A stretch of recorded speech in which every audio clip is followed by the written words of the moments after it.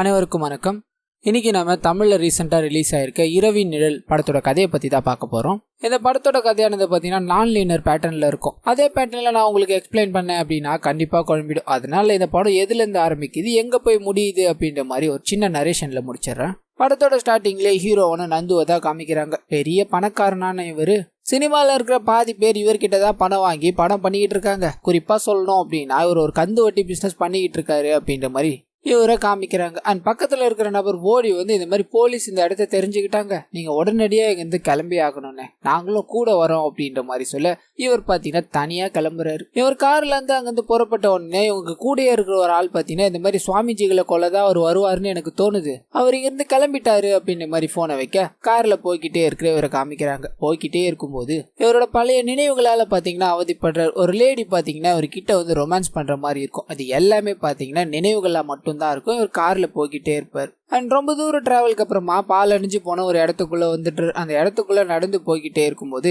Recorder on பண்ணி தன்னோட வாழ்க்கையில என்ன நடந்தது, இப்ப எதுக்காக நான் இங்க வந்திருக்கேன் அப்படின்னு மாதிரி பிளாஷ்பேக்கை ஸ்டார்ட் பண்றாரு. இவர் குழந்தையா இருக்கும் போது இவரோட அப்பா பாத்தீங்கன்னா இவரோட அம்மாவை சந்தேகப்பட்டு அடிச்சே கொன்னுடுறாரு. இதனால இவர் பாத்தீங்கன்னா குழந்தையில இருந்தே சொந்தக்காரங்க கூட வளர ஆரம்பிக்கிறார். அவங்க 2 பேருக்கு குழந்தை இல்ல, அது வரையும் நான் சந்தோஷமா இருந்தேன். அவங்களுக்குன்னு ஒரு குழந்தை வந்தப்போ அவங்களோட குழந்தைக்கு நான் உயிருள்ள ஒரு பொம்மையா மாறிட்டேன் அப்படின்ற மாதிரி வாய்ஸ் ஓவர்லயே அந்த கதை போகுது. அந்த குழந்தை கூட ஒரு விளையாடிக்கிட்டே இருக்கும்போது தற்செயலா அந்த குழந்தை கீழே விழுந்துரும். அதுக்கு நீதான் காரணம் அப்படின்ற மாதிரி இவரை போட்டு பயங்கரமா அடிக்க அங்க இருந்து ஓடி போயிட்டார். கொஞ்ச நாள் பசி பட்னியால வாடிட்டு கிடக்கும் போது ₹1 கொடுத்து ஒரு போலீஸ்காரர் பாத்தீங்கன்னா இவர் அபியூஸ் பண்ணிட்டுறாரு. இப்படியே சில நாட்கள் இவர் பயங்கர கொடுமையில கஷ்டப்பட்டுக்கிட்டே இருக்க ஒரு திருநங்கை பாத்தீங்கன்னா இவருக்கு இருக்க இடம் கொடுக்குறாங்க, சாப்பாடு போடுறாங்க. ஆனா ஒரு 2-3 நாள் இதே மாதிரி பண்ணிட்டு இதுக்கு மேல உனக்கு சாப்பாடு வேணும் அப்படின்னா நீ இந்த கஞ்சாவை எல்லாத்தையும் வித்துட்டு வந்தா மட்டும்தான் உனக்கு சாப்பாடு அப்படின்ற மாதிரி சொல்லி அனுப்ப இவரும் தான் சின்ன வயசுல பார்க்கவே கூடாது எல்லாத்தையும் பாக்குறாரு, போகவே கூடாது எல்லா இடத்துக்கும் போய் அதை விற்க ஆரம்பிக்கிறாரு. ஆனா அப்பதான் பாத்தீங்கன்னா போலீஸ் கிட்டயும் மாட்டிக்கிட்டு சிறுவர் சீர்திருத்த பள்ளிக்கும் போயிடுறாரு. அண்ட் ரொம்ப நாள் கழிச்சு ஜெயில இருந்து வந்தவொடனே தனக்கு என்ன பண்றதுன்னு தெரியல, யார்கிட்ட போறது அப்படின்னு தெரியல. சரி தன்னோட அப்பா ஜெயில வந்திருப்பாரு, அவரை போய் பார்க்கலாம் அப்படின்ற மாதிரி போறாரு. அவரோட அப்பாவை போய் பார்த்து நான் தான் உன் பையன் அப்படின்ற மாதிரி சொல்ல தன்னோட அப்பா பாத்தீங்கன்னா அந்த ஹவுஸ் ஓனர் கூட தொடர்பு இருக்கு அப்படின்றதுனாலதான் அவரோட அம்மாவை கொண்டுட்டு இருப்பாரு. இப்ப ஹீரோ போய் அவர் முன்னாடி நின்னவனே நீ ஹவுஸ் ஓனருக்கு பிறந்தவன் தான், நான் உங்க அம்மாவை கொண்டதுல தப்பே இல்லை, நான் உன்னை என் பையனா ஏத்துக்க மாட்டேன், வேணா நான் ஒரு நண்பனா உன்னை ஏத்துக்கிறேன் அப்படின்ற மாதிரி ஹீரோ சம்பாதிக்கிற எல்லாத்தையும் பாத்தீங்கன்னா இவர் குடிச்சே அழிக்க ஆரம்பிக்கிறாரு. ஒரு கட்டத்துல பாத்தீங்கன்னா இவரோட அப்பாவும் இறந்து போயிட்டாரு. அதுக்கு அடக்கம் பண்ணது கூட காசு இல்ல அப்படின்ற மாதிரி முழிச்சுக்கிட்டே இருக்கும்போது இவரோட அம்மா கூட தொடர்பு இருந்தார் இல்லையா அந்த ஹவுஸ் ஓனர், அவர்கிட்ட போய் நான் யாருக்கு பிறந்தேன்னு எனக்கு தெரியும், ஒழுங்கு மரியாதையா பணத்தை கொடு அப்படின்ற மாதிரி பணத்தை வாங்கி தன்னோட அப்பாவுக்கு தேவையான எல்லாத்தையும் பண்ணி முடிச்சிடுறாரு. இதுக்கப்புறம் வாழ்க்கையில என்ன பண்ண போறோம் அப்படின்ற மாதிரி இவர் யோசிச்சுக்கிட்டே இருக்கும்போது தான் லக்ஷ்மி அப்படின்ற ஒரு பொண்ணை பாக்குறாரு. ஒரு கடையில பாத்தீங்கன்னா வேலை செய்வாங்க. அவங்கள பார்த்த உடனே ஒரு காதல் வயப்படுறாரு. இந்த விஷயத்த அவங்க கிட்டயும் சொல்ல 2 பேரும் லவ் பண்ணவும் ஆரம்பிக்கிறாங்க.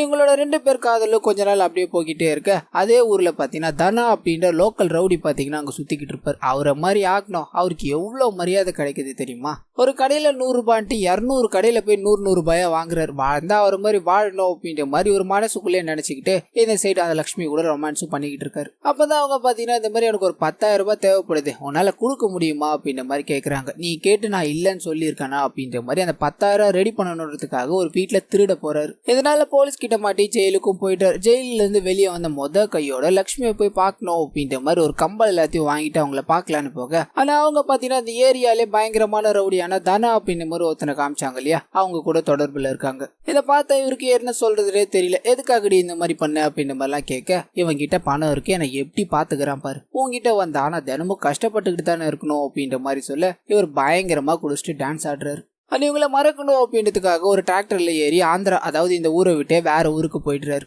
அங்க போய் ஒரு தொழிலை செய்யணும் அப்படின்ற மாதிரி சாராயம் காசி விற்க ஆரம்பிக்கிறார். ஒரு நல்ல நிலைமையில போய்கிட்டே இருக்கும்போது தான் கோயில் பக்கத்துல இருக்கிற ஒரு கடையில வேலை செய்யற சிலக்கம்மா அப்படின்ற ஒரு பொண்ணை பாக்குறாரு. அவங்கள பார்த்தோன்னே இவருக்கு ரொம்ப பிடிச்சி போயிடுது. அவங்களை எப்படியாவது கல்யாணம் பண்ணிக்கணும் அப்படின்ற மாதிரி ஆசைப்பட்டு என்னென்னமோ பெரிய பெரிய பொருள் எல்லாத்தையும் வாங்கிட்டு போய் கொடுக்குறாரு. அவங்க ரிஜெக்ட் பண்ணிக்கிட்டே இருப்பாங்க. சிம்பிளா ஒரு குங்குமத்தை போய் வாங்கிட்டு போய் கொடுக்க இந்த அப்ரோச் அவங்களுக்கு பிடிச்சி போய் அதை ஏத்துக்கிறாங்க. 2 பேரும் சேர்ந்து கல்யாணமும் பண்ணிக்கிறாங்க. ஒரு சந்தோஷமான வாழ்க்கையை வாழ ஆரம்பிக்கிறாங்க. இதுக்கு முன்னாடி வரலையா ஒரு சாராயம் தான் வித்துக்கிட்டு இருந்தார் இல்லையா, இதுக்கப்புறம் ஒழுங்கா வாழணும் அப்படின்ற மாதிரி முடிவு பண்ணி ஒரு பாய் உதவியோட வேலையை தேட ஆரம்பிக்கிறாரு. ஆனா அவருக்கு பாத்தீங்கன்னா எந்த வேலையுமே கிடைக்கல. இதனால இந்த பாயு பாத்தீங்கன்னா நான் கடையை நடத்திட்டு வரல, அந்த கடையை நீயே எடுத்துக்கோ, இன்னும் கொஞ்சம் செலவு பண்ணி நிறைய பொருட்கள் எல்லாத்தையும் வாங்கி போட்டு கடையை டெவலப் பண்ணுடா அப்படின்ற மாதிரி சொல்ல கொஞ்சம் கடனை வாங்கி கடையை பயங்கரமா டெவலப் பண்ணி ஓடிக்கிட்டு இருக்காரு. அப்பதான் பாத்தீங்கன்னா அவரோட மனைவியான சிலக்கம்மா பிரெக்னெண்டா இருக்காங்க அப்படின்ற ஒரு நியூஸ் வந்து சேருது. ரொம்பவே மகிழ்ச்சி ஆயிட்டாரு. ஆனா அப்பதான் பாத்தீங்கன்னா அந்த பாயும் இதுக்கு முன்னாடி வரையும் நீங்க 2 பேர் தான் இருந்தீங்க, இப்ப உங்க குடும்பத்துல 3ஆவதா ஒரு ஆள் வரப்போகுது, இதுக்கு நீ இப்ப பண்ற தொழில் எதுவுமே பத்தாவது, ஏதாவது பெருசா பிசினஸ் பண்ணோம், ஹவாலால ஈடுபடுறியா அப்படின்ற மாதிரி கேட்டு இவர் ஹவாலாலையும் இறக்கி விடுறாரு இவரோட மனைவிக்கு தெரியாம. அண்ட் இந்த விஷயமும் பாத்தீங்கன்னா போலீஸ்க்கு தெரிஞ்சு அந்த கடையை இழுத்து மூடிடுறாங்க. இவரோட மனைவி கேட்டா இந்த மாதிரி லைசன்ஸ் இல்லாம தான் கடையை மூடிட்டாங்க, வேற ஒன்றும் பண்ண முடியாது அப்படின்ற மாதிரி வேற தொழிலை தேட ஆரம்பிக்கிறார். ஆனால் அதே சமயத்துல பணம் கொடுத்த எல்லாருமே பாத்தீங்கன்னா இவர்கிட்ட பணத்தை கேட்டு டார்ச்சர் பண்றாங்க. இதோட உச்சக்கட்ட டார்ச்சரா பாத்தீங்கன்னா சிலக்கம்மாவை கூப்பிட்டு போய் நிர்வாணமா உட்கார வச்சு இந்த மாதிரி நீ எனக்கு பணம் கொடுக்கணும், அந்த பணத்தை கொடுத்தா மட்டும் தான் நான் இவங்களை விடுவேன், நீ தாமதிக்கிற ஒவ்வொரு நிமிஷமும் உன்னோட மனைவிக்கு நீ தான் வில்லனா இருப்ப அப்படின்ற மாதிரி சொல்லி அனுப்ப இவரு யார் யார் காலையோ போய் விழுற, ரோட்ல கிடைக்கிற எல்லார் காலையும் நான் விழுந்தேன், ஒரு வழியா பணத்தை கொடுத்து சிலக்கம்மாவை கூட்டு வந்தேன், அப்ப அவகிட்ட என்ன பேசி நான் ஆறுதல் சொல்றதுனே தெரியல அப்படின்ற மாதிரி வாய்ஸ் ஓவர்லயே இந்த கதை மூவ் ஆகிக்கிட்டே இருக்கு. இந்த மாதிரி ஒரு சம்பவம் நடந்துருச்சு இல்லையா, இதனால ஹீரோக்கு என்ன பேசுறதுனே தெரியல. ஆனா சிலக்கம்மாவும் இதெல்லாம் கடந்துதான் போய் ஆகணும், நீங்க ஒன்னும் கவலைப்படாதீங்க, நீங்க போய் குளிச்சுட்டு வாங்க அப்படின்ற மாதிரி ஹீரோவை பாத்தீங்கன்னா பாத்ரூம்குள்ள தள்ளி டாப்பால் போட்டுடுறாங்க. அவர் குளிச்சுக்கிட்டே இருக்க அதே சமயத்துல இவங்க மட்டும் பாத்தீங்கன்னா ஒரு ரூமுக்குள்ள போய் மேல பெட்ரோல் எல்லாத்தையும் ஊத்தி நடந்த அந்த சம்பவத்தை நினைச்சு வயிற்றுல தன்னோட குழந்தையோட கொளுத்திக்கிட்டு இறந்து போயிடுறாங்க. இதனால இவர் பாத்தீங்கன்னா மன உளைச்சலுக்கு ஆளாயிடுறார். எல்லாத்தையும் இழந்துட்டு நிக்கிறோம், என்ன பண்றதுன்னு தெரியாம ஒரு சாமியார போய் சரணடைகிறார். அவரோட வாக்கை ஏத்து நடக்க ஆரம்பிக்கிறாரு. ஏன் அவரோட காலை கூட கழுவி குடிக்க ஆரம்பிக்கிறார். அங்கதான் பாத்தீங்கன்னா இன்னொருத்தவங்க ராஜகுமாரி அப்படின்ற மாதிரி அந்த சாமியாரோட அசிஸ்டன்ட் இருப்பாங்க. அவங்க கிட்டயும் பாத்தீங்கன்னா பழக்கம் ஏற்பட ஆரம்பிக்குது. அண்ட் ஒரு நாள் பாத்தீங்கன்னா அந்த சாமியாரை அரெஸ்ட் பண்ணணும் அப்படின்ற மாதிரி போலீஸ் வந்து நிக்கிறாங்க. இந்த மாதிரி உங்களோட இடத்துல நாங்க 6 எலும்பு கூடுகளை கண்டுபிடிச்சோம், இதெல்லாம் என்ன நீங்க எக்ஸ்பிளைன் பண்றவரையும் ஜெயில தான் இருக்கணும் அப்படின்ற மாதிரி அந்த சாமியாரை புடிச்சிட்டு போக அப்புறம் தான் தெரிய வருது ஹீரோக்கு இதை பண்ணதே பாத்தீங்கன்னா அந்த சாமியாரோட அசிஸ்டண்டா இருக்காங்க இல்லையா அந்த லேடி தான் அப்படின்றது.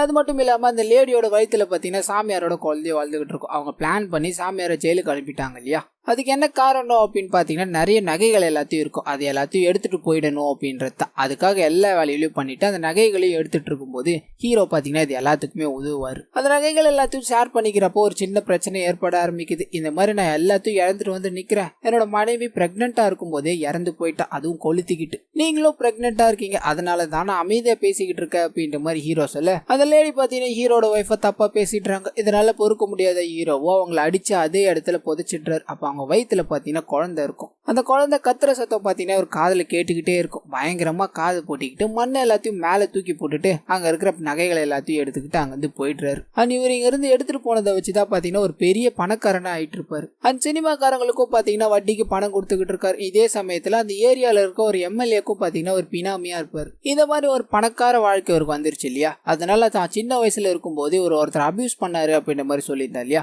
அவரை கூப்பிட்டு செக்யூரிட்டியா போட்டுக்கிறார். எப்பப்பெல்லாம் அவருக்கு கோவம் வருதோ அப்பப்பெல்லாம் அவர் வந்து அடி வாங்கணும். ஆனா அதே சமயத்துல அந்த தனா அப்படின்ற ஒரு ரவுடி இவரோட காதலியை வச்சுக்கிட்டாரு இல்லையா, அவரையும் கூப்பிட்டு இவருக்கு கீழே வேலை செய்ய சேர்த்துக்கிறாரு. தான் தனா மாதிரி ஒரு ஆள் ஆகணும் அப்படின்ற மாதிரி நினைச்சுக்கிட்டு இருந்தவரு அவருக்கும் மேல ஒரு பெரிய ஆளா ஆயிடுறாரு. இப்ப அப்படியே கட் பண்ணி ஒரு அக்ரகாரத்துக்கு பணம் வசூல் பண்றேன் அப்படின்ற மாதிரி போறாரு. அக்ரகாரத்துல பணம் வாங்கின நபர் இறந்து போயிட்டாரு. அவரோட வீட்டுல அவரோட மனைவியும் அவரோட ஒரு 2வது பொண்ணு மட்டும் தான் இருக்காங்க அப்படின்ற மாதிரி இருக்கும். அவரோட 2வது பொண்ணை போய் பாக்குறாரு. பார்த்த உடனே பிடிச்சி போயிடுது. எனக்கு பணம் எதுவுமே வேணாம், உங்க பொண்ணை மட்டும் கொடுத்துருங்க அப்படின்ற மாதிரி சொல்ல அவங்களும் பாத்தீங்கன்னா இந்த மாதிரி என்னோட அம்மாவை நான் கஷ்டப்படுத்த விரும்பல, எனக்கு பிடிக்கல அப்படின்னாலும் நான் அவங்க கூட வாழ்றேன் அப்படின்ற மாதிரி கல்யாணம் பண்ணிக்கிறாங்க. ஆனா அதே சமயத்துல அவங்க பிரெக்னென்டாவும் ஆகுறாங்க. எனக்கு இந்த குழந்தைய சுமக்க பிடிக்கல, ஆனா இந்த குழந்தைய சுமக்கிறத தவிர எனக்கு வேற வழி இல்லை அப்படின்ற மாதிரி குழந்தைய சுமக்க ஆரம்பிக்கிறாங்க. இவருக்கு ஒரு குழந்தையும் பிறக்குது. அந்த குழந்தைக்கு பாத்தீங்கன்னா அபூர்வா அப்படின்னு மாதிரி பேர் வைக்கிறார். இவ்வளவு நாள் வரலையும் பாவங்களை பண்ணி பாவங்கள்லயே வாழ்ந்த இவருக்கு இவரோட குழந்தை மூலமா பாத்தீங்கன்னா ஒரு சந்தோஷம் கிடைக்குது. தான் குழந்தை எந்த சமயத்திலயும் அழுவவே கூடாது, அதை நீ தான் பாத்துக்கணும் அப்படின்ற மாதிரி இவரோட ஒய்ஃபையும் கேர் பண்ணி பாத்துக்க அவங்களுக்கும் பாத்தீங்கன்னா நீங்க குழந்தை வந்ததுக்கு அப்புறம் ரொம்பவே மாறிட்டீங்க, இதனால எனக்கும் உங்களை பிடிக்க ஆரம்பிச்சிச்சு அப்படின்ற மாதிரி சொல்ல கொஞ்சம் கொஞ்சமா அவர் பாவங்கள் எல்லாத்தையும் முடிக்கணும் அப்படின்ற மாதிரி விரும்புறாரு. இதோட முதல் வேலையா அவர் சின்ன வயசுல அபியூஸ் பண்ணவரை கூப்பிட்டு அடிப்பார் இல்லையா, அதை நான் இனிமேல் பண்ணல, என்னோட குழந்தைக்காக நான் இது மாதிரி பண்ண மாட்டேன் அப்படின்ற மாதிரி அந்த நபரை சொல்லி அனுப்பி வைக்க அந்த அப்பதான் பாத்தீங்கன்னா ஆனந்த் அப்படின்ற ஒரு குட்டி பையன் உங்களோட வீட்டுல வளர ஆரம்பிக்கிறான். இவர்கிட்ட கடன் வாங்கின ஒரு நபர் பாத்தீங்கன்னா குடும்பத்தோட தற்கொலை பண்ணிட்டு இறந்து போயிட்டு இருப்பாரு, அவரோட பையனை மட்டும் விட்டு. அந்த பையன் பாத்தீங்கன்னா ஹீரோவோட பொண்ணு கூட வளர ஆரம்பிக்கிறான். 2 பேரும் செம்ம க்ளோஸ் ஆயிட்டாங்க. ஆனந்துக்கு ஏதாவது ஒண்ணு அப்படின்னா அந்த குழந்தையால தாங்கவே முடியாது அப்படின்ற மாதிரி இருக்கும். இதே சமயத்துல ஹீரோக்கும் பாத்தீங்கன்னா தான் பண்ண பாவங்கள் எல்லாமே ஒரு வாய்ஸா கேட்க ஆரம்பிக்குது. கொடூரமான வாய்ஸோட நீ பண்ண பாவங்கள் எல்லாத்துக்குமே மன்னிப்பே கிடையாது அப்படின்ற மாதிரி பேசி இவரை பயமுறுத்த அப்பதான் பாத்தீங்கன்னா அவரோட குழந்தை வேகமா இவர்கிட்ட வருது. ஆனந்தோட அப்பா அம்மா உங்களாலதான் இறந்து போனாங்க, நீங்க தானப்பா அவங்களை கொன்னீங்க, எனக்கு உங்களை சுத்தமா பிடிக்கலப்பா, எனக்கு உங்க கூட இருக்கவே தோணல அப்படின்ற மாதிரி உங்களோட அம்மாவோட இவங்க கிளம்பிடுறாங்க. அன்னைக்கு வீட்டை விட்டு போனவங்க தான் அதுக்கப்புறம் இன்னும் எங்க இருக்காங்கன்னு தெரியல, அவங்க எங்க போனாங்களும் தெரியல அப்படின்ற மாதிரி வாய்ஸ் ஓவர்லயே பிரசன்ட்டுக்கு வருது. இப்போ இவர் இங்க வந்திருக்கதான காரணம் என்ன அப்படின்னு பாத்தீங்கன்னா, அந்த சாமியார் அப்போ ஜெயிலுக்கு போயிருப்பார் இல்லையா, ஜெயில இருந்து வந்த உடனே ஹீரோ பண்ண விஷயங்கள் எல்லாமே தெரிஞ்சிருக்கும். அண்ட் பணத்தோட நகைகளோட இவர் எஸ்கேப் ஆயிட்டார் இல்லையா, அதனால ஹீரோவை ஏதாவது பண்ணணும் அப்படின்ற மாதிரி பிளான் போட்டு நிறைய விஷயங்களை பரப்பி விட்டுருப்பார். நியூஸ் சேனல் கொண்டு எல்லாத்துலயுமே பாத்தீங்கன்னா ஒரு கந்து வட்டி பணம் கொடுத்து எல்லாரையும் கொண்டுகிட்டு இருக்காரு அப்படின்ற மாதிரி ஹீரோவை பத்தி பயங்கரமா எழுத ஆரம்பிச்சிட்டு இருப்பாங்க. இதனால போலீஸ் இவர் ஒரு பக்கம் துரத்த ஆரம்பிக்குது, அந்த சாமியார் ஒரு பக்கம் துரத்த ஆரம்பிக்கிறார். இப்போ இங்க வந்ததுக்கான காரணம் என்ன அப்படின்னு பாத்தீங்கன்னா, அந்த இடம் தான் அந்த பழைய ஆசிரமமா இருக்கும். இவர் இந்த மாதிரி பேசிக்கிட்டு இருக்க இதே சமயத்துல பாத்தீங்கன்னா போலீஸ் எல்லாருமே மாத்திட்டாங்க, புது டிஎஸ்பி இந்த இடத்துக்கு வந்துட்டாராம், உங்களை பிடிக்க நீங்க இருக்கிற இடத்துக்கு வந்துட்டாங்க அப்படின்ற மாதிரி இவர் இருக்கிற இடத்த பாத்தீங்கன்னா சுத்தி வளைச்சிடுறாங்க. போலீஸ் என்ன பிடிக்கிறது, அந்த சாமியாரும் என்ன பிடிக்க முடியாது, இந்த போலீஸும் பிடிக்க முடியாது அப்படின்னு மாதிரி வேகமா ஒரு இடத்துக்கு நடந்து போறார். ஒரு கர்ப்பிணி பெண், அதாவது அந்த சாமியாரோட அசிஸ்டன்ட் அடிச்சு புதைச்சார் இல்லையா, அந்த இடத்துக்கு போறாரு. வயிற்றுல ஒரு குழந்தையோட உன புதைச்சது ஒரே ஒருத்தனுக்கு மட்டும்தான் தெரியும், இதுக்கப்புறம் அவனுக்கு தெரியக்கூடாது, இந்த உலகத்துக்கும் தெரியக்கூடாது அப்படின்ற மாதிரி அந்த புதைச்ச இடத்துலயே பாத்தீங்கன்னா ஒரு எடுத்துட்டு போயிருந்த கண் எடுத்து நெஞ்சிலே சுட்டுக்கிறாரு. பண்ண பாவங்கள் எல்லாத்தையுமே நினைச்சு வருந்துறாரு. தன்னோட மனைவியும் தன்னோட குழந்தையும் இவரை பார்க்க வர மாதிரியே இவருக்கு தோணி அந்த இடத்துலயே பாத்தீங்கன்னா